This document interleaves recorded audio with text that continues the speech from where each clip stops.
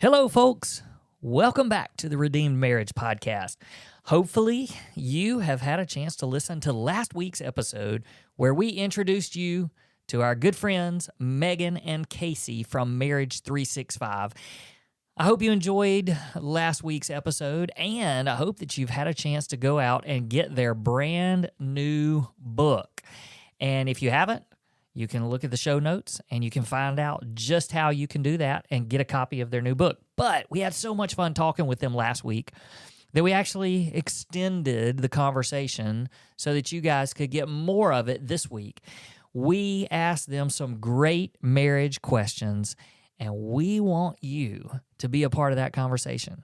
So here's part 2 of our conversation with Meygan and Casey from Marriage365. Stay tuned. So I want to ask a question about what marriage problems you guys hear the most about in working with couples all over the world. Like what things do you hear, or what questions do you guys get over and over and over again that you've heard? Okay, it's an excellent question, by the way. I would say the number one thing that we hear and that we see happening is a slow and steady death of a marriage.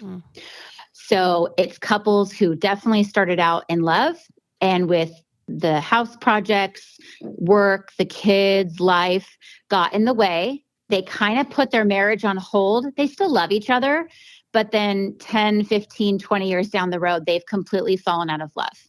Yeah. And I would say that that's one of the most common things we see every single day at Marriage365. Yeah. And of course, they reach out to us because now there's kids involved and they're stuck and they don't know, should I just find my happiness with someone else? Yeah, it's people starting to move on to autopilot. Mm-hmm. Yeah. There's actually a nautical term called 1 in 60. And it is for the principle is this: for every 1 degree that you are off your bearing, if you go 60 miles, you're 1 mile off your target. So what we see is that couples get that 1 or 2% off target. And nothing is really dramatic in the first month, 2 months. Or even the first couple years. Yeah. So it's almost insidious because it's like, well, nothing's falling apart here, guys. But then the years go really fast, especially when we're raising kids, right? I mean, the days go by slow, but the years go by fast. Yeah. And all of a sudden what they do is they kind of pop their head up and go, I don't feel in love anymore. I don't even know my partner anymore. I feel like we're living more like roommates. And one of them at one point says, hey, let's get some help. And the other spouse is like, we've been coasting this entire time. Like, why would I change my MO? Why would I change? And that's where the frustration happens, is that I'm awakening to the idea that we need to work on a relationship and my partner won't join me. Yeah. Another big one that we see is where couples are not apologizing and they're not forgiving. They have no repair tactics. So they're having arguments, they're having disagreements, or they're having big fights. And they're not really saying, I'm sorry, and validating each other. That's so good. And one of the things that you guys just kind of really nailed, the part where the drift, like we see that so much as well. And we're a little different from you guys because we have so many that come to us because they're in a big crisis. But a lot of times their crisis is because there was this drift. Yeah. Right. And so, but you know, some people are able to avoid that crisis, but they're just living as roommates almost. And like, that's the thing that we are so passionate about, is we don't want marriages to continue this path of just living as roommates. And I'm curious, for you guys and all the work that you do you feel like do y'all see more marriages these days that just even instead of divorcing, they just are like, well, this is just the way it is, and everybody drifts or everybody becomes roommates at some point, and we're just going to suffer through this miserable life with each other. I mean, do y'all feel that, or do you feel like more of those give up and say, well, we're going to divorce and go our separate ways? Casey and I say this all the time. They've quit the marriage, but they stay. We call it quit and stay. Mm-hmm. That was a term that was actually popularized during COVID, those COVID years, because people just stop performing, but they don't really leave their job, but they're not like working. And spouses are doing the same thing. They just quit the marriage, but they realize it's too hard for them to separate and to divorce. It's too expensive. Or they just kind of settle in and go, well, this is how it's supposed to be, until typically one is so lonely that they go have an affair, or one just files for divorce out of nowhere, or something happens, or someone goes into depression, because we're meant to do life together. And if to be married and alone is one of the worst things to ever feel in your life. Yeah. It's like, when we're single, you're almost like expected to feel those bouts of loneliness, but to be married and alone, or to be in a house full with children and a husband and a wife, and someone's lonely, like that's really difficult to swallow. You know, and even just talking with you guys, and I know, man, if we just, it's probably really good we don't live close by, y'all.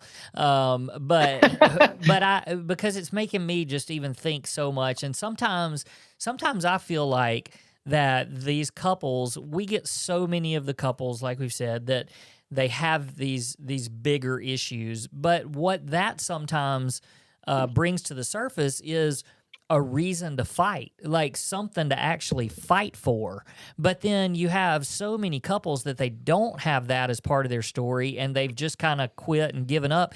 And it's like, we don't really even have anything to fight for anymore. We just don't even enjoy this.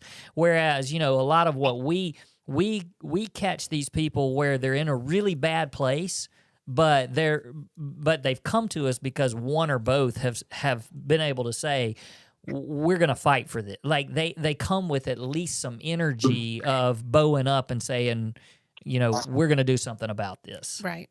Right. Yes, but that's also stems from the fact that, pain motivates us, unfortunately, right? I mean, I wish that wasn't the case, but typically people don't go to the doctor for wellness checks. I mean, there's some people who do, but the majority don't go to the doctor, or the majority go to the doctor until there's something wrong. That's right. Yep. And I think it's or painful, and you're like, I can't tell, right? Like, how many people are terrified of going to the dentist until there's like, you have a toothache, and you're like, okay, I can't wait another second. I have to go to the dentist now. And I think, unfortunately, with marriage, that is what I know you guys see as well. But it's the pain, the fight, the possibility of a divorce, an affair, financial infidelity, like whatever that is happening. That's the pain that's motivating us to go, okay, I can't keep living life this way. Or, can I just say too, like we have teenagers. I know you guys have kids that are in college. When your kids get of age, when they're 2 and 3, they don't really notice. But then we've heard so many stories where, our 10-year-old came up to us and said, can you and dad stop fighting? Like you guys fight all the time. And then seeing, oh my gosh, now we're impacting our children. Right. This has got to change. And I'd probably say the saddest phone call that I ever have to make is when I talk to a husband whose wife is filing for divorce, and that's the pain that causes him to reach out. I usually ask, like, well, how did it come to this? Well, she's been begging me for years to get help and stuff like that. And now she's leaving and she's taking the kids, or she had an affair. And usually he's like, so just tell me, what do I need to do right now? And that's like, sometimes it's too late. It's too late. Yeah. You have been you've like passed so many warning signs. Yeah. And opportunities. Yeah. Yeah, that's so good. I mean, I don't know. You guys just even talking have just made me start thinking about so many other things, and I could continue asking a lot of questions, but go ahead. Which is why we pre-wrote them down. We did. So that they could eventually go to bed tonight. So, all right. So you talked a little bit about at the beginning how at the beginning of your marriage was just really, really rough. And so the question that I wanted to ask is if you could go back and give one piece of advice, marriage advice, to the newlyweds of Meygan and Casey, what would that advice be? Oh my gosh. Can I go first, babe? Well, What? I want to talk about sex. Oh, are you going to talk about sex? Okay. Well, Yes. wait. Then I go first because mine's not about sex, and sex is way more exciting than what I'm going to say. Probably. Okay. All right. You always go first, anyways, babe. Yeah. Okay. In and out of the bedroom. Okay. So I know we talked about the tagline of Marriage365, and the thing that my therapist told me is, if you want to make a better marriage, make a better you. But I do wish that I would have known that if you sit there and you sit and point fingers, wait for your spouse, try to convince them, try to control them, try to change them, manipulate them, any of the things that I've done them all. You are missing out on so much that you can do in your own life. Yeah. And I feel like this is the world we live in, where we point fingers and we blame everybody. Yeah. And what I would tell young Meygan or anyone listening, I would say, if you could just be responsible and take ownership for your part, you got plenty of work on your hands. That's right. Right? That's right. Like we really cannot control our spouse. And I'm telling you, Heather, Rusty, I have tried to control this guy. Mm-hmm. You've met him. He is uncontrollable. I'm a wild stallion, baby. Yes. And so it's the energy it requires to try to change and manipulate and convince your spouse is not only pointless, but it's exhausting mentally, spiritually, physically, emotionally. And so just focus on you. At the end of the day, you're going to be standing before God. Nobody else is going to be next to you, just you and God. And you're going to be able to say, hey, I did the work. I tried. I did XYZ. Not, well, I couldn't do anything because my spouse didn't do this. That's right. It's excuses. Mm-hmm. And it's empowering. Mm-hmm. That's what I would say. Nobody puts baby in a corner. That's right. So, okay, before Casey starts talking about sex, I know he's dying to just talk about. This is what we know about you guys. Like, I'm actually, and he may not be actually doing this, but he might be. I'm actually picturing while we're having this conversation, your phone is on speaker, and Casey's like walking around the room, and every now and then Meygan goes, "Hey, come sit down and answer the question."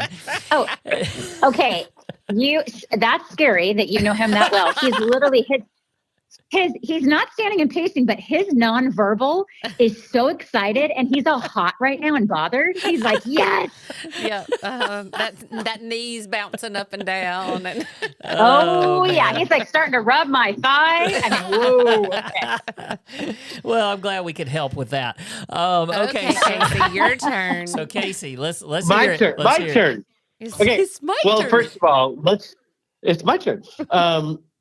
Let's just recognize who created sex, who made it pleasurable, who activated our brain to be sexual. And that's the spirit of the living God. I mean, that is a kingdom. In fact, I just read in Proverbs, be satisfied with the breasts of your young wife. And I was like, honey, I have to follow through with scripture. Okay. That's right. So, here's the thing. There's two things that were going against me is I was raised in the church and no one ever talked to me about sex other than don't you dare do this. Mm-hmm. Yep. Don't you dare. And I took that warning pretty seriously. So I did not have sex until I was married. And I'm really grateful that I did that, but it came with some baggage, which is, well, this is something supernatural. This is something totally natural. So it should be super simple and super easy. And you know what? Since it is now something I get to enjoy, there's a bit of a dirty side to it. Like, ooh, this was once taboo and now I can do this. Mm-hmm. But I would never talk about it with Meygan. And so, I mean, let's just be honest. I would hop on Meygan, we'd have intercourse, and then we were done. And I was a very selfish lover. I was an insecure lover. Mm-hmm. I didn't know anything about Meygan's body. I didn't have any healthy conversations around sex. And so our sex life suffered significantly when we were first married. And here's the level that I thought. When we were having intercourse, what I was feeling is what Meygan must be feeling at this right moment. That's what he thought. That's what I thought. That's what I thought. Yeah. So you must be just really enjoying it. And look at all the rom-coms, they walk into the apartment, they throw each other up against the wall. They're having intercourse and they both orgasm together. So shouldn't that be the norm? Right. Nobody talked to me about this. Right. So if I were to descend from the heavens back in 2003, I'd say, Casey, I want you to memorize this word, the clitoris.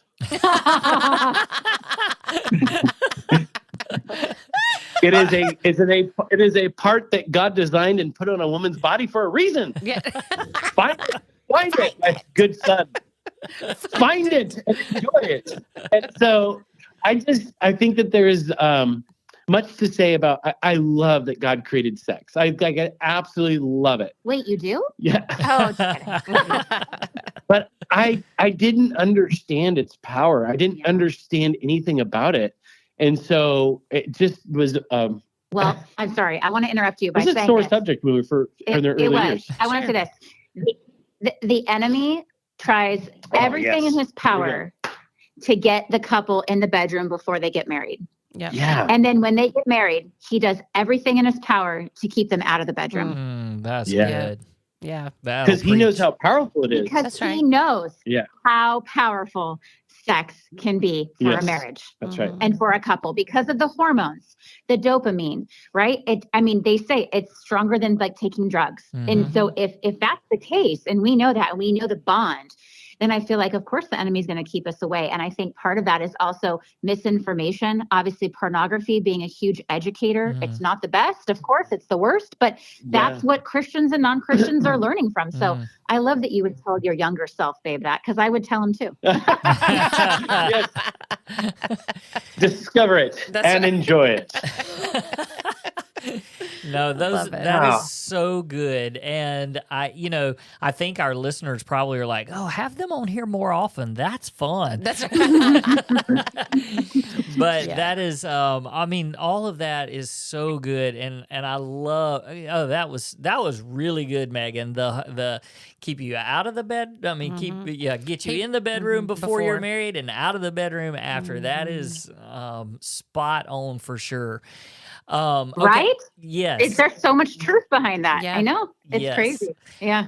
Okay, so I'm gonna throw out one final question. All right, so this is that's dangerous to say that it's our last question, but this is gonna be my last question. All right, so you guys, backing up to when you said the couples that you guys meet with the most and talk with the most, they're drifting, they're on cruise control, they're just roommates and living through this insufferable marriage. And when that happens and you guys are trying to encourage people and saying to them, no, you really can have an incredible marriage. Like you can have the marriage that you've always wanted. That's one of the phrases that we always say. If you had to tell somebody that's stuck in this rut, like just, hey, your first step, what would you say? What would you say is, hey, let's just take the first step. What would that first step be? Oh, yeah. Well, first of all, hope is not a strategy. And I think a lot of people hope to have a great marriage. They hope to get back on track. Hope to get back. They hope to not be roommates anymore. Or some of the worst. Well, it was bad advice, but it was like you just need to pray harder. Yeah. So I pray like, Jesus, would you just give us a great marriage? But then I didn't change. I didn't do any work. I just thought it was like kind of rub the magic bottle and the genie comes out, and then all of a sudden like a good marriage descends upon us like a dove. But here's the thing. I do talk about hope is not a strategy. That's the bad side. The good side about hope is this. There's like these three ingredients. We're coaching couples that are in that place. I go, listen, three things that make hope and bring hope to a marriage is this. The first is you got to have a summit or a goal, like looking at the top of the mountain, and this is where we want to go. And couples need to be able to first say, like, this is where we're at, but where do we want to go? Like, do we want to be, like for Casey and I, it's like we want to be, grow old together, retire together, have a house full of grandchildren, travel, right? And actually like enjoy each other. Right. That's like our goal. That's our long-term vision. I don't think a lot of couples have or even know how to set goals for their relationship. But the second part about hope is if you're looking at the top of the mountain, but you don't see a pathway there, how are you going to get there? So you have to have a roadmap. And the roadmap is, okay, here's some tools that we use. Here's some structure or some mindsets. Like, this is how we're going to get it. If we want to, celebrate our 70th anniversary, how do we back into that? Yeah. I mean, an example, of course, would be, okay, we're going to listen to Rusty and Heather's podcast once a week. And we're going to talk about it on our date night. Like that should be part of your roadmap. Yeah, exactly. Part of your roadmap could be, we are going to take evening walks 3 nights a week. We are going to go to marriage retreats. Whatever that roadmap is for the couple. Now, people like you guys and people like us, we're coaches. We can help you create that roadmap if you can't do it on your own. Yeah. And that's really clear because I think a lot of people can create their own roadmaps, but I actually think the majority of people do not know how to make their own roadmaps. That's right. Yeah. And the third part to hope is actually taking that first step. And so I think when you're actually moving and taking positive action in your relationship, this is when hope starts to become a reality for a lot of couples. Because I think when you're bored with each other, you're on autopilot, there's not a lot of hope in the relationship. And I want to add to that really quickly is that most couples, I'm going to exaggerate here, but I think I'm pretty accurate. I'm going to say 95% of married couples actually have the very similar goals long-term. If you talk to any couple, they'll say, well, yeah, we want to grow old together. We want to have fun. We want to enjoy each other. Rarely are you going to meet a couple that's like, oh, I want to be alone and be on my deathbed by myself. Right? Like, you don't hear that. I hope we divorce in 5 years. I hope we divorce and go through a horrible divorce and we ruin our children's lives. We have to bear on each other. Yeah. Like people aren't wanting that. That's not their goals. And so it actually creates an opportunity for couples to remind themselves, we actually want the same things. Now, how we get there can look differently. And again, that's where a coach like you guys or us can help you and guide you, or do it on your own, but just make sure you have some sort of a plan. And as you guys know, and I know because we listen to your podcast, the regular maintenance and just investing in your relationship is an example of a roadmap. Absolutely. That's good. It's not fancy. I have to go to therapy. I have to go to a $20,000 marriage retreat. Gosh, no, what we're saying is it's actually really simple, small things that will be on that roadmap to get you there, but just be consistent.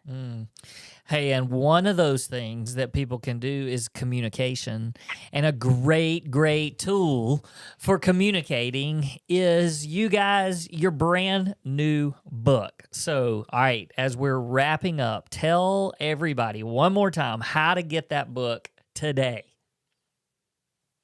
All right, head to marriage365.com or you could go to Amazon or Target and type in 365 connecting questions for couples. And this is a great gift for other people. This isn't one of those books that if you handed it to someone, they'd be like, why are you handing me a marriage book? That's right. This is like a gift of connection. Like if you were to, I know a lot of parents give this to their kids. This is a wedding present for a lot of people. This is a really great anniversary gift idea, by the way. Husbands, if you're watching this, you want to score some major points. Yes. Actually, hold on. I just have to say, this book leads to better sex. And why is that, Casey? I forgot to bring that up. But seriously, if you think about it, emotional intimacy is kind of the starting block for building attraction for one another. It's like, ooh, I like this person. I feel safe with this person. And then physical and sexual intimacy is born out of the emotional parts of it. That's right. So I know like guys want sex and the women want the emotions. Kind of does have to start with the women, huh? That's right. Love it. In the bedroom and You get to go first. And with Christmas coming up, it would Perfect be gift. a great Perfect Christmas present Yes. as well. Hey, Yes. we want I love that. we want all of our listeners, all of our followers to get this book because we want you to have it for yourself and for your marriage, but we also want you to support our friends Meygan and Casey. And hey, look, we have No. thoroughly enjoyed getting to know you guys. Thank you for being on our podcast, and really, we're just grateful for your friendship. It's We been are. so much fun getting to know you guys, and hopefully God's going to continue to open up doors for us to minister together and do some things together. And so we just appreciate you guys so, so much. Thank you so much for having us. We love you guys. And agreed, if we lived really close, we'd be having like double dates like 3 times a week. Absolutely. And we'd all would. try to be talking over each other. That's right. We would. We would. And we'd probably stay up way too late and hang out together. Yes. Hey, That's for right. all of our listeners, thank you guys for being here for us, for being followers, and we really just want you to check out Marriage365 and check out Meygan and Casey. They are incredible, and so we're gonna sign off, and we'll talk to you guys next week. So, peace.